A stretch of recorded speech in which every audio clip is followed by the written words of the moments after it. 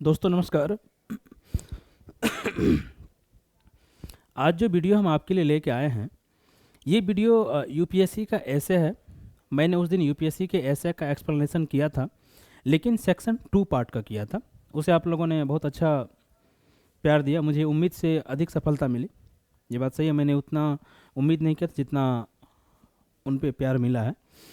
तो हम आज उसी को देखते हुए सेक्शन 1 खंड 1 के ऐसे का एक्सप्लेनेशन करने जा रहे हैं। ठीक है, देखिए हम सबसे पहले आपको बता दें कि मैंने बहुत सारे टीचर को जब मैं सुनता हूँ, जब वो वीडियो एक्सप्लेन करते हैं, तो वो सिर्फ मतलब इसका मीनिंग क्या है, ये पूछना क्या चाह रहा है, इतना बता के छोड़ देते हैं। ठीक है, लेकिन वो ये नहीं बताते हैं कि इनमें कंटेंट क्या डालना है। ठीक है, क्योंकि देखिए ऐसे में कंटेंट डालना एक अपने आप में बहुत महत्वपूर्ण है और इतना आसान नहीं है कि इसमें हम वास्तव में कंटेंट क्या डालें। और जब तक आपको कंटेंट पता नहीं होगा, तब तक मुझे नहीं लगता है कि आप किसी ऐसे को लिख पाएंगे। मीनिंग समझना इम्पोर्टेंट है, ये बात सच है, लेकिन मीनिंग समझना जितना इम्पोर्टेंट है, उससे ज़्यादा इम्पोर्टेंट है कंटेंट लाना, कि कहाँ से हम कंटेंट ला के इसमें दें। तो चलिए बिना किसी देर की हम इस ऐसे पे बात करते हैं। सेक्शन ए का पहला ऐसे है। पहला ऐसे है कि चिंतन एक तरह का खेल है। अगर हम इस ऐसे को तोड़ें तो 3 पार्ट तो खुद, यहाँ एक कोमा है, दूसरा कोमा यहाँ है और तीसरा। तो पहला पार्ट ये हो गया, दूसरा पार्ट ऐसे का ये हो गया और तीसरा पार्ट ऐसे का ये हो गया। तो क्या कह रहा, चिंतन एक तरह का खेल है। यह तब तक प्रारंभ नहीं होता जब तक एक विरोधी पक्ष नहीं होता, न हो, विरोधी पक्ष न हो। ठीक है, यहाँ पर हम आपको एक एग्जाम्पल, चिंतन क्या होता है। हम लोग भी आपस में कभी कभी चिंतन, जिसको हम लोग क्या कहते हैं, आत्ममंथन, चिंतन, चिंता नहीं चिंतन। जैसे अभी देखे होंगे बिहार में जब सरकार बदली है, तो अक्सर नेता एक दूसरे को कह रहे हैं कि चिंतन करना चाहिए था आपको आपकी कार्य प्रणाली पर। हम लोग जब लड़के यूपीएससी क्वालिफाई नहीं करते हैं या कोई काम में वो सफल नहीं होते, तो हम लोग भी सलाह देते हैं, अक्सर आप लोग भी अपने दोस्त देते होंगे कि यार चिंतन करो, थोड़ा सा मंथन करो। तो वही चिंतन। तो यहाँ पे हम एक लाना चाहेंगे, कार्ल मार्क्स साहब ने कहा था, एक वेस्टर्न फिलॉसफी है किसी चीज़ को लेके, कि पहले एक थेसिस होता है, उसके एक एंटी थेसिस क्रिएट होता है और उसके बाद सिंथेसिस आता है। जैसे मान के चलिए कि अगर इसको हम कहें हिंदी में, तो वाद हो गया, दूसरा हो गया विवाद और तीसरा हो गया निष्कर्ष। जैसे इसको हम लोग समाज में क्या होता है, कोई आदमी कुछ कहता है जिसको हम लोग थेसिस कहते हैं। जैसे हम लोग कहते हैं किसी को, अरे ज़्यादा थेसिस मत दो यार। अक्सर दोस्तों कहते हैं कि ज़्यादा थेसिस मत दो, ज्ञान मत दो। मतलब उसके बाद क्या होता है, एंटीथेसिस। दैट मीन्स कि आप उसके विरोध में अपनी बात को रखते हैं और फिर तीसरा उससे एक निष्कर्ष निकलता है, उसे हम कहते हैं एंटीथेसिस, सॉरी सिंथेसिस। जिसे आप देखिए सरकार क्या करती है, सरकार अगर पॉलिसी बनाती है तो वो पॉलिसी को पब्लिक डोमेन में रखती है। तो क्या हुआ, वाद, थेसिस, सरकार ने पॉलिसी को पब्लिक डोमेन में रख दिया, उस पर पब्लिक, अन इंटेलेक्चुअल्स वर्ग, पॉलिटिशियन, अन्य तरह के लोग जो भी आप ले सकते हैं, इंस्टीट्यूशंस, वो उस पर अपना मत रखते हैं कि इस पॉलिसी में क्या सही है, क्या गलत है, क्या सुधार होना चाहिए। ठीक है, वो अपना उस पर मत रखते। इसलिए देखिए, अभी देखिए अगर हाल फिलहाल में आप देखें तो चल रहा है क्या, वन, ये सब आप एग्जाम्पल डालेंगे इसलिए हम बता रहे हैं, वन नेशन अभी चल रहा, आपको मालूम होगा, और वन इलेक्शन। इस पे सरकार ने एक कमेटी बनाई हुई है, रामनाथ कोविंद जी जो हमारे पूर्व राष्ट्रपति हैं, उनकी अध्यक्षता में। और वो क्या कर रहे हैं, उन्होंने एक विचार दिया, सरकार ने एक विचार दिया कि वन नेशन वन इलेक्शन होना चाहिए या नहीं होना चाहिए। ठीक, तो अलग अलग जनता, अलग अलग पॉलिटिकल पार्टियां, अलग अलग इंस्टीट्यूशन इस पे अपना मत उस कमेटी को दे रहे हैं। और कमेटी ने कहा है कि शायद कितना हज़ार, शायद 70,000 के आसपास कहा है कि मेरे पास सुझाव आया है। और फिर क्या होगा, कमेटी एक निष्कर्ष पे पहुंचेगी कि हाँ होना चाहिए या नहीं होना चाहिए। तो यही कह रहा है। तो चिंतन आप समझ गए होंगे। तो चिंतन क्या होगा, चिंतन एक तरह का खेल है। यह तब तक प्रारंभ नहीं होता है जब तक एक विरोधी पक्ष ना हो। अब देखिए लोकतंत्र में क्या हुआ, एक विरोधी पक्ष हुआ क्या, कि सरकारें जब चुनाव में व्यस्त होती है, संस्थान जब चुनाव में व्यस्त होता है, तो विकास का काम अवरुद्ध हो जाता है। होता है नहीं होता है। तो सरकार का तर्क है कि देश में लगातार चुनाव चलते रहता है तो विकास का काम अवरुद्ध हो जाता है। तो क्या हुआ, विकास का काम अवरुद्ध मतलब क्या, एक विरोधी पक्ष, ये हमारा विरोधी पक्ष हुआ। तो इसीलिए ना चिंतन प्रारंभ हुआ कि एक साथ एक चुनाव, एक देश एक चुनाव होना चाहिए था। तो समझे, तब तक प्रारंभ नहीं होता। तो एक देश एक चुनाव का नैरेटिव कहाँ से आया, क्योंकि एक विरोधी पक्ष क्रिएट हुआ कि इलेक्शन में जाने से क्या होता है, विकास का काम रुक जाता है। तो ये कह रहा है कि चिंतन तब तक प्रारंभ नहीं होता है जब तक कोई एक विरोधी पक्ष ना हो। अब आप देखिए, आप यूपीएससी का तैयारी करने आते हैं या किसी भी कंपटीशन एग्जाम की तैयारी करते हैं, आप वही तैयारी क्यों करने आते हैं, क्योंकि एक विरोधी पक्ष होता है। या तो वो विरोधी पक्ष आपका समाज होता है, या कोई आपका दोस्त होता है जिसको आप बहुत ऊंचाई पे देखते हैं, या आपके पेरेंट्स को लगता है कि उनका बच्चा इस चीज़ का तैयारी कर रहा है तो मेरा बच्चा भी इस चीज़ का तैयारी करे। हम एक नॉर्मल एग्जांपल जस्ट दे रहे हैं आपको समझने के लिए। तो फिर आपके पिताजी के मन में या आपके मन में एक चिंतन पैदा होता है और फिर आपको भेजा जाता है उस काम को पूरा करने के लिए। समझ गए। तो देखिए, ये चिंतन का खेल, अब हम उम्मीद करते हैं कि इस ऐसे को पूरा आप समझ गए होंगे। तो पॉइंट, चिंतन का खेल हमारे भारतीय समाज में, भारतीय परंपरा में बहुत पुराना है, चिंतन का खेल। अब देखिए, जो हमारे यहाँ हुआ था, अगर हम गौतम बुद्ध की बात करें, भगवान बुद्ध की बात करें, तो भगवान बुद्ध के मन में चिंतन प्रारंभ हुआ या नहीं हुआ? तो उसके सामने विरोधी पक्ष क्या था? उनके सामने विरोधी पक्ष था कर्मकांड। उस समय जो कर्मकांड होता था धर्म में, जातिगत भेदभाव क्या था या नहीं था? जो हिंदू धर्म की कुछ कुरीतियां थी, बुराइयां थी, तो क्या हुआ, वो हिंदू धर्म में मौजूद था। तो एक विरोधी पक्ष था। तो गौतम बुद्ध के, भगवान बुद्ध के मन में एक चिंतन प्रारंभ हुआ। तो समझ गए। तो यहां से आप एग्जाम्पल दे सकते हैं कि ये परंपरा हमारे भारत में पुरानी है और ये हमारे परंपरा में ही है। ठीक इसी तरह आप भगवान बुद्ध के बाद भगवान महावीर जी का आप एग्जाम्पल ले सकते हैं कि चिंतन कैसे प्रारंभ हुआ।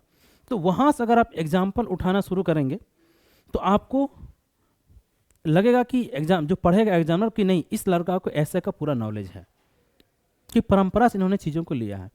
फिर वहाँ से लाते लाते आप करंट तक चीज़ों को जोड़ देंगे। ठीक है, क्या करेंगे? करंट तक, आज तक चीज़ों को जोड़ देंगे कि वन नेशन वन इलेक्शन का विचार आखिर कहाँ से आया, ये चिंतन कहाँ से प्रारंभ हुआ। या तो यहाँ से आप शुरू भी कर सकते हैं, ऐसे कहा जाता है कि कोई लोकोक्ति कहावत से आप शुरू कर, तो यहाँ से आप शुरू भी कर सकते हैं, सब ऐसा नहीं कि नहीं, यहाँ से शुरू कर सकते हैं और फिर ये पॉइंट सेकंड थर्ड पैराग्राफ आप बना सकते हैं। अब फिर देखिए, जब हमारे चंद्रगुप्त मौर्य के मन में चिंतन कहाँ से प्रारंभ हुआ था? जब उसको घनानंद के द्वारा, नंद वंश के द्वारा अपमानित किया गया था, उसके मन में चिंतन प्रारंभ हुआ। तो उनके लिए नंद वंश क्या था? एक विरोधी पक्ष था। चिंतन प्रारंभ हुआ और मौर्य साम्राज्य एस्टेब्लिश्ड हो गया। ठीक है, इसी तरीक़ा से आप मेडिवल पीरियड का एग्जाम्पल ले लीजिए। अकबर ने बहुत सारा काम किया था, जैसे सम्राट अशोक का एग्जाम्पल ले सकते हैं। उन्होंने बहुत सारा, उनके मन में चिंतन प्रारंभ क्या हुआ कि युद्ध किया उन्होंने। कहा जाता है कि कलिंग के बाद उन्होंने कोई युद्ध नहीं किया। क्यों? उसके बाद वो शांति के रास्ते पर चले, अहिंसा के रास्ते पर चले, हिंसा को त्याग दिया। तो उन्होंने देखा कि इतने सारे लोगों का हत्या हुआ, इतनी सारी महिलाएं विधवा हो गई, बच्चे मारे गए, तो उनके मन में एक चिंतन प्रारंभ हुआ। तो क्या हुआ? विरोधी पक्ष तो था उसके सामने, विरोधी पक्ष क्या हुआ? हत्या, लोगों की हत्या, युद्ध में लोगों की हत्या। तो एक विरोधी पक्ष उसके सामने आया, उनके मन में चिंतन प्रारंभ हुआ और उन्होंने युद्ध को त्याग के अहिंसा के रास्ते पर चलना शुरू किया और उन्होंने बौद्ध धर्म को प्रचार किया। तो इसी तरह का एग्जाम्पल आपको बहुत सारा एग्जाम्पल मिल जाएगा इंडियन हिस्ट्री में। अकबर ने क्या किया? बहुत तरह का सुधार लाया। जैसे उन्होंने दासाला पद्धति लाया, टैक्स रेवेन्यू सिस्टम सुधार लाया। तो क्यों, कहाँ से, किस लिए? तो देखा किसान की स्थिति गड़बड़ है या हमारे यहाँ राजस्व की कमी है, तो हम कैसे लाएं, कैसे उसको करें। तो उनके मन में एक चिंतन प्रारंभ हुआ, जिसके परिणाम स्वरूप उन्होंने, विरोधी पक्ष था, चिंतन प्रारंभ हुआ, तो एक नया निष्कर्ष लेकर आया। अब हमारे यहाँ आप अब आधुनिक भारत की बात ले लीजिए। हमारे ऊपर भारत पे अंग्रेज शासन कर रहे थे, गांधी जी थे। गांधी जी के मन में एक विरोधी पक्ष दिखा अंग्रेज, उनके मन में चिंतन प्रारंभ हुआ, उन्होंने भारत को आज़ादी दिलाया। इसी तरह ठीक विदेश नीति में, अभी आप करंट से जोड़ेंगे जो हमारा चाइना है, चाइना क्या है? चाइना हमारा एक विरोधी पक्ष है। हम उसको काउंटर करने के लिए विभिन्न तरह का चिंतन करते रहते हैं, अलग अलग समूह का मेंबर बनते हैं, विदेश नीति चलाते हैं। अर्थव्यवस्था, सरकार योजनाएं क्यों बनाती है? सरकार के सामने कुछ गरीब लोग हैं, सरकार के मन में चिंतन प्रारंभ हुआ, उन्होंने कल्याणकारी योजनाएं चलाया। तो इसरो के सामने ये चुनौती है कि हमें ब्रह्मांड का खोज करना है, तो ब्रह्मांड एक विरोधी पक्ष है, इसरो उस पर निरंतर काम कर रहा है, चिंतन कर रहा है। समझ गए? उम्मीद करते हैं कि पहला ऐसे आपको बहुत अच्छे समझ में आ गया होगा और आप इसको लिखने में सक्षम होंगे। इन सारे पॉइंट को अगर आप एक्सप्लेन कर देंगे, बहुत शानदार ऐसे आप बना लेंगे। तो चिंतन एक तरह का खेल है, यह तब तक प्रारंभ नहीं होता जब तक विरोधी पक्ष ना हो। ठीक है, तो आप उम्मीद करते हैं लिख लेंगे। चलिए, बहुत सारा एग्जाम्पल है, कबीरदास का भी एग्जाम्पल, कबीरदास ने कितना चिंतन किया, तो इस भरा पड़ा है इसमें एग्जाम्पल, आप फूल डाल सकते हैं और बहुत शानदार ऐसे लिख सकते थे। अब हम दूसरा ऐसे पे आते हैं जो हमारा है, दूरदर्शी निर्णय तभी लिए जाते हैं, दूरदर्शी निर्णय जब अंतर्ज्ञान और तर्क का परस्पर मेल हो। ठीक है, तो देखिए, विजनरी डिसीजन मेकिंग कब? जब एक इंट्रैक्शन हो, आपस में बातचीत हो, तो जिसमें क्या हो, इंस्टीट्यूशन हो और लॉजिक हो। तो दूरदर्शी निर्णय कभी कभी देखते हैं, कहा जाता है जैसे कि ये जो निर्णय उस समय, जैसे हमारा 1991 में क्या हुआ था, 1991 में हमारा एलपीजी किया गया था। तो देखिए, आज भी हम जो है एलपीजी जो हमारा किया गया था, हम उसी रास्ते में भारत की इकोनॉमी चल रहा है कि नहीं चल रहा है? तो क्या था, वो एक दूरदर्शी निर्णय उस समय लिया गया था। क्या हुआ? दूरदर्शी निर्णय। तो वहाँ पे क्या था, अंतर्ज्ञान और लॉजिक, उस कह रहा है कि उस निर्णय के पीछे इंस्टीट्यूशन मतलब अंतरात्मा, अंतर्ज्ञान, जो हम लोग अंतरात्मा की बात करते हैं, अंतर्ज्ञान होना चाहिए था, और उसके पीछे लॉजिक। कभी कभी देखिए क्या होता है, अक्सर यूपीएससी के फील्ड की तैयारी में ऐसा होता है, जब हम यूपीएससी का तैयारी करते हैं इस फील्ड में ऐसा होता है कि आदमी भावनाओं में बह जाता है। किसी भी टीचर का 1 मिनट का इमोशनल स्पीच सुना, वो भावनाओं में बह जाता है। ये कह रहा है कि भाई आप भावनाओं में बह के कोई निर्णय मत लीजिए। अगर भावनाओं में बह के आप निर्णय लेंगे, उसके पीछे अगर लॉजिक नहीं होगा, तो वो निर्णय कभी भी दूरदर्शी निर्णय नहीं होगा। ठीक है, तो ये कह रहा है कि भावनाओं में सिर्फ लॉजिक पर ही निर्णय मत लीजिए। अगर सिर्फ लॉजिक पर भी आप निर्णय लेंगे तो वो दूरदर्शी निर्णय नहीं होगा, उसमें लॉजिक भी होना चाहिए। एलपीजी में लॉजिक क्या था कि हमारे पास व्यापार करने के लिए पैसा नहीं बचा था, और भावना क्या था कि देश में गरीबी है, बेरोजगारी है, हमें देश को इकोनॉमिक ग्रोथ करना है, मेरे देश को इकोनॉमिक ग्रोथ करना है, तो इकोनॉमिक ग्रोथ से लोगों का कल्याण होगा। तो ये भावना था, और लॉजिक था कि ट्रेड करने के लिए पैसा नहीं बचा है। तो समझ गए, दूरदर्शी निर्णय तब लिए जाते हैं जब अंतर्ज्ञान और लॉजिक का मेल हो। अब आप जब यूपीएससी का तैयारी करते हैं, यूपीएससी क्वालिफाई करेंगे, तो क्या करते हैं आप, वहाँ पे लॉजिक भी लगाते हैं।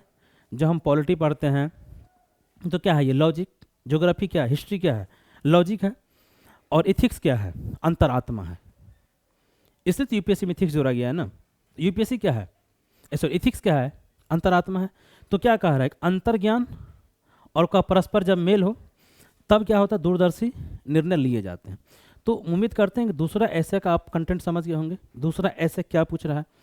इसी तरह भारत सरकार के द्वारा जो भी निर्णय लिए गए हैं, जो भी निर्णय लिए गए हैं, समाज के द्वारा जो निर्णय लिए गए हैं, कुछ अब देखिए इसके कुछ जब हम नकारात्मक एग्जाम्पल भी यहाँ पर आपको डालना पड़ेगा थोड़ा सा, अगर आप डाल देंगे। जैसे खाप पंचायत का आप एग्जाम्पल लीजिए। खाप पंचायत क्या करता है कि भावनाओं पे वो निर्णय लेता है। इसीलिए सुप्रीम, आप जाके देखेंगे प्रीवियस ईयर में खाप पंचायत पे सवाल पूछा हुआ, जब सुप्रीम कोर्ट ने डिसीजन दिया था। तो खाप पंचायत अगर भावनाओं पर निर्णय लेता है, तो जो वहाँ पे अलग अलग जाति में लड़के लड़कियाँ शादी कर लेता है, ऑनर किलिंग उसका हो जाता है। तो वो क्या सिर्फ भावनाओं में निर्णय लिया, तो भावनाओं में निर्णय लिया तो वो चीज़ तो रुक तो नहीं गई, और सर्वोच्च न्यायालय के बीच में हस्तक्षेप करना पड़ा। तो क्या हुआ, नहीं रुकी, तो ये दूरदर्शी निर्णय नहीं हुआ ना, विजनरी निर्णय नहीं हुआ। अभी हमारे नीति आयोग ने, आप देखे होंगे नीति आयोग बहुत सा पैरामीटर्स इंडेक्स लाता है, जो नीति आयोग ने बनाया है अपना कैरिकुलम। तो उसमें दिया है 3 साल, 7 साल और 15 साल। तो 15 साल के कार्यक्रम को क्या कहा गया, विजन। जैसे अभी भारत सरकार देखिए, अभी भारत सरकार क्या कहता है कि 2047, ये सब पॉइंट आप डालेंगे, 2047 तक हमें विकसित राष्ट्र बनना है। तो विकसित राष्ट्र बनना है कैसे, विजनरी डिसीजन है ये हमारा, ठीक है। उसमें करना क्या है, अंतर्ज्ञान कि हमारी क्या कैपेसिटी है, और लॉजिक हम कैसे, यानी तर्क हम कैसे इसको कर सकते हैं। तो दोनों का जब मेल हो जाएगा तो हम 2047 में विकसित राष्ट्र बन जाएंगे। नहीं तो आपको पता होगा, अगर एपीजे अब्दुल कलाम साहब की बुक आप पढ़े होंगे तो उन्होंने कहा था पहले ही कि 2020 में भारत विकसित राष्ट्र बन जाएगा, लेकिन नहीं बन पाया। क्यों? क्योंकि उनके बाद जो सरकारें आई, या कलाम साहब के बाद जो, या उसके टाइम में भी जो सरकारें चली, वो अंतर्ज्ञान और लॉजिक का मेल लेके नहीं चला। अगर दोनों मेल लेके चलता तो शायद बन भी पाते, और अगर यही हाल हमारा रहा तो हम 47 तक भी नहीं बन पाएंगे। क्यों हम बता रहे हैं? अब देखिए इसमें एग्जाम्पल और क्या डालेंगे, जैसे हमारा इलेक्शन होता है, इलेक्शन में सरकारें चुनी जाती है, तो लोगों को सिर्फ इमोशंस, अपने अंतर्ज्ञान से ही किसी को वोट नहीं दे देना चाहिए था, किसी भी पॉलिटिकल पार्टी को, लॉजिक भी होना चाहिए था। और उसके बाद सरकारें, ये सरकार और पॉलिटिकल पार्टी के लिए भी बैंडिंग है, वो जब चुनावी घोषणा पत्र बनाती है तो चुनावी घोषणा पत्र में सिर्फ वो इमोशंस ना दें कि हम अगर सत्ता में आएंगे तो हम स्कूटी दे देंगे, हम इतना रुपया पर मंथ दे देंगे। नहीं, उसके पीछे फिर लॉजिक होना चाहिए था कि लॉजिक आपका क्या है, आपका जो हमारा फिजिकल डेफिसिट होगा वो कहाँ से होगा, आप उसको कैसे पूरा करेंगे। तो ये लॉजिक होना चाहिए था, तभी दूरदर्शी निर्णय साबित होगा। नहीं तो इसीलिए दूरदर्शी निर्णय तब वो साबित नहीं होगा, ठीक है। तो समझ गए होंगे कि आप इसमें क्या लिखना था कि दूरदर्शी निर्णय तभी लिए जाते हैं जब अंतर्ज्ञान और तर्क का मेल हो। अब इसे आप इसका ले लीजिए, गांधी जी का। गांधी, आप इंडियन स्ट्रगल से बहुत सारे एग्जाम्पल ले सकते हैं। गांधी जी ने क्या किया, कुछ रचनात्मक कार्यक्रम भी चलाए। उनका उदाहरण क्या था, संघर्ष विराम संघर्ष, वो जो आंदोलन चला रहे थे संघर्ष विराम संघर्ष। तो उन्होंने देखा कि नहीं, अभी थक रहा है, जनता थक रही है, तो आंदोलन को वापस ले लिया। उन्होंने अंतर्ज्ञान भी लगाया और लॉजिक भी लगाया कि कब आंदोलन करना है और कब आंदोलन नहीं करना है। वही गांधी जी अहिंसा की बात करते थे, लेकिन 1942 में हिंसा भी हुआ और गांधी जी रोक भी नहीं पाए। तो वही कह रहा है कि अंतर्ज्ञान, तो हमारे यहाँ तिलक साहब का आप एग्जाम्पल ले सकते हैं। राजा राम मोहन राय, क्या किया था उन्होंने, अंतर्ज्ञान और लॉजिक दोनों लगाया। आप दयानंद सरस्वती, उन्होंने कहा वेदों की ओर लौटो, तो क्या था, अंतर्ज्ञान और लॉजिक। तो कितने सारे एग्जाम्पल आपको मिल जाएंगे। हमने वर्तमान का ही बता दिया, भूतकाल का ही बता दिया कि आप बता सकते हैं कि दूरदर्शी निर्णय तभी लिए जाते हैं। राजा राम मोहन राय ने दूरदर्शी निर्णय लिया कि पुनर्जागरण होना चाहिए था। उनको, ठीक है, उनको सजा सुनाया गया, वो बहुत अधिक सफल नहीं हुए, लेकिन धीरे धीरे निरंतर वो चीज़ें चली और पुनर्जागरण हुआ, सुधार हुआ, धर्मों में सुधार हुआ, एजुकेशन में सुधार हुआ। तो क्या दूरदर्शी निर्णय तभी लिए जाते हैं। अब से अगर हम और उससे पीछे की बात करें तो अंग्रेज हमारे यहाँ शासन किए। हम कहा जाता है कि अगर 1764 का जो बक्सर का युद्ध हुआ था, अगर ये युद्ध नहीं हारती भारत की संयुक्त सेना और अंग्रेज नहीं जीतते तो शायद भारत गुलाम नहीं होता। तो अंग्रेजों ने क्या किया, अंतर्ज्ञान से देखा कि भारत की कमजोरी क्या है और उन्होंने लॉजिक लगाया। तो उसका निर्णय इतना सफल साबित हुआ कि वो 1947 तक, लगभग 200 साल तक भारत पर राज किया। तो ये है ना दूरदर्शी निर्णय, उन्होंने दूरदर्शी निर्णय लिया। यहाँ पे एक और अंग्रेज का एग्जाम्पल दे सकते हैं, जो सहायक संधि था। अब पता है कि भारत को गुलाम बनाने में सहायक संधि बहुत बड़ी भूमिका निभाई थी कि नहीं निभाई थी। तो सहायक संधि क्या था, अंतर्ज्ञान था, लॉजिक था। उसको लगा कि भारतीय राजा ऐसे होते हैं, उन्होंने लॉजिक लगाया और सहायक संधि करवा लिया और भारतीय सेना को, जो भारतीय रजवाड़े की सेना थी, उसको डिमोलिश करवा दिया। तो कितने दिन तक शासन किया। तो यही अंतर्ज्ञान और लॉजिक। नेहरू जी का बात करते हैं। नेहरू जी, आपको पता होगा कि नेहरू जी और सुभाष चंद्र बोस जी भी काफ़ी दूरदर्शी निर्णय लेते थे। जब उन्होंने कांग्रेस का अध्यक्ष चुना गया तो वो क्या किए थे, राष्ट्रीय योजना समिति बनाए थे, ठीक है, प्लानिंग कमेटी बनाए थे। और उस कमेटी में क्या हुआ था, उस कमेटी में क्या किए थे, नेहरू जी को उनका अध्यक्ष बनाए थे और क्या कहे थे कि भारत एक समाजवादी देश होगा, ठीक है। और बाद में जब नेहरू जी सरकार में आए तो उन्होंने समाजवादी देश बनाया। तो ये है, आप इसके बारे में लिख सकते हैं कि कैसे अंतर्ज्ञान और परस्पर इस दोनों का मेल होता है, जिसके परिणाम स्वरूप दूरदर्शी निर्णय लिए जाते हैं। और बहुत सारा एग्जाम्पल आप इथिक्स में एग्जाम्पल ले सकते हैं, पॉलिटी में एग्जाम्पल ले सकते हैं, सर्वोच्च न्यायालय का आप एग्जाम्पल ले लीजिए। यहाँ पे अगर कहेंगे पॉलिटिकल से कहाँ से हम एग्जाम्पल लेंगे, तो आप यहाँ पे सर्वोच्च न्यायालय का एग्जाम्पल लीजिए। सर्वोच्च न्यायालय ने केशवानंद भारतीवाद में डिसीजन दिया। डिसीजन क्या दिया? पॉलिटिकल एग्जाम्पल हम बता रहे हैं कि संविधान के मूल ढांचा में संशोधन नहीं हो सकता है। आप बताइए, अगर सुप्रीम कोर्ट ये डिसीजन नहीं देता तो संविधान के मूल ढांचा में संशोधन जो हमारी, ये तो हंसी आती है थोड़ी देर में कहने में, जो हमारी पॉलिटिकल पार्टी है वो तो क्या से क्या नहीं कर देता, संशोधन करके क्या से क्या नहीं कर देता। तो सुप्रीम कोर्ट ने उस टाइम पे कुछ दूरदर्शी निर्णय लिए, ठीक है, उसमें अंतर्ज्ञान भी था और लॉजिक भी था, और आज भी वो निर्णय काफ़ी प्रासंगिक है या नहीं है, ये बताइए। तो यही कह रहा है। तो उम्मीद करते हैं कि आपको डिफरेंट सेक्टर से मैंने एग्जाम्पल दे दिया है। अगर ज़्यादा लेंगे तो अब आप अलग अलग क्षेत्र से आप ले लेंगे कि उस समय नेहरू जी कुछ दूरदर्शी निर्णय लिए। क्या निर्णय लिए?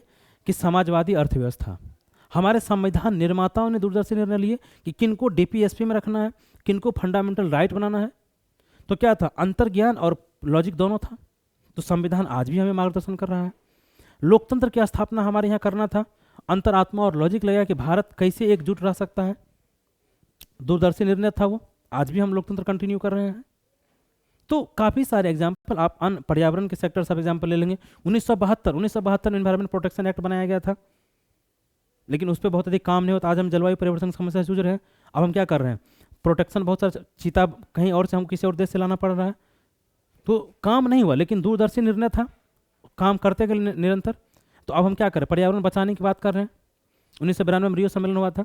तो ये सारे क्षेत्रों से आप एग्जाम्पल लेके लिख सकते हैं कि जब अंतर्ज्ञान और तर्क का मेल हो तभी हम दूरदर्शी निर्णय ले सकते हैं। अगर सिर्फ हम इमोशन में कोई निर्णय लेते हैं तो वो निर्णय दूरदर्शी नहीं होता है। तत्काल वो बेनिफिट दे सकता है, इमोशंस में लिया गया निर्णय तत्काल बेनिफिट्स दे सकता है। जैसे पॉलिटिकल पार्टी ने कहा कि हम चुनावी घोषणा पत्र में आपके लिए कर देंगे। आज देखिए राज्य सरकार और केंद्र सरकार पर कितना कर्जा हो गया। उन्होंने उसमें लॉजिक नहीं लगाया कि ये पैसा हम लाएंगे कहाँ से। सरकार बनाने के लिए सिर्फ उन्होंने कहा कि हम दे देंगे। सरकार बन भी गई, अब उसको अपना वादा पूरा करना है, पैसा नहीं है। तो हर राज्य सरकार पे केंद्र सरकार कितना कर्ज बढ़ गया है। एनके सिंह कमेटी रिपोर्ट ने कहा कि 60% कर्ज होना चाहिए था, लेकिन भारत सरकार पे 100% होने वाला है। आईएमएफ ने चेतावनी दिया है भारत सरकार को। तो ये क्या है? इमोशंस में निर्णय नहीं लेना चाहिए था।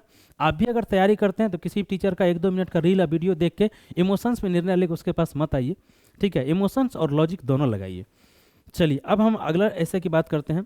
पहले हम चौथा की बात करते हैं, थोड़ा ज़्यादा इंटरेस्टिंग है, फिर तीसरे की बात करेंगे। कह रहा रचनात्मकता की प्रेरणा। तो गांधी जी को तो रचनात्मक कार्य के लिए जाना ही जाता, आप जानते होंगे। चरखा चलाना, सूत काटना, आत्मनिर्भर भारत का कॉन्सेप्ट तो आज दे रहे हैं भारत सरकार। गांधी जी तो कब का आत्मनिर्भर भारत का कॉन्सेप्ट दे चुके हैं। तो गांधी जी का आप जानते होंगे कि राष्ट्रीय आंदोलन में गांधी जी ने इन चीज़ों का, रचनात्मक कार्यक्रम का कितना शानदार और कितना बेहतर तरीके से उपयोग किए थे। तो रचनात्मक कार्यक्रम समझ गए, यानी क्रिएटिविटी। आप कोई चीज़ नई बनाते हैं, कोई चीज़ क्रिएट करते हैं। जैसे मोबाइल नया बना, क्रिएटिविटी। लैपटॉप बना, इंटरनेट ऑफ थिंग्स, इंटरनेट की खोज हुई, तो क्या है? क्रिएटिविटी। कोई आदमी मूर्ति बनाता है, उसमें कुछ क्रिएटिविटी कर देता है। That means inspiration of creativity, मतलब क्रिएटिविटी की प्रेरणा। आप जैसे क्वेश्चन अगर आंसर लिखते हैं तो इतने मल्टी डायमेंशंस आप आंसर लिख देते हैं कभी कभी कि क्या आंसर आपको लगता है क्या ज़बरदस्त आंसर लिखा है। तो ये क्या है? क्रिएटिविटी। आप आंसर में क्रिएटिविटी कर सकते हैं। तो कह रहा है कि प्रेरणा लौकिकता में चमत्कार ढूंढने के प्रयास से उपजती है। तो लौकिकता क्या होता है? लौकिकता का मतलब होता है सांसारिक वस्तुएं जो संसार में हमें दिखती हैं, जो हमारे सांसारिक वस्तुएं हैं, जिस संसार में हम रहते हैं, ठीक है। तो ये है हमारा सांसारिक वस्तुएं, यानी लौकिक चीज़, ठीक है। जो हमारी सांसारिक दुनिया है, जो सांसारिक वस्तुएं हैं, जो सांसारिक कार्य हम करते हैं। तो लौकिकता में, तो कह रहा है लौकिकता में चमत्कार ढूंढने के प्रयास उपजती है। अगर उसमें आप कुछ चमत्कार ढूंढ रहे हैं तो वो हमारे एक नई क्रिएटिविटी आती है। तो कुछ हम एग्जाम्पल यहाँ पर आपको पढ़ लेते हैं लौकिकता के। लौकिकता हमारा क्या हो गया? सांसारिक,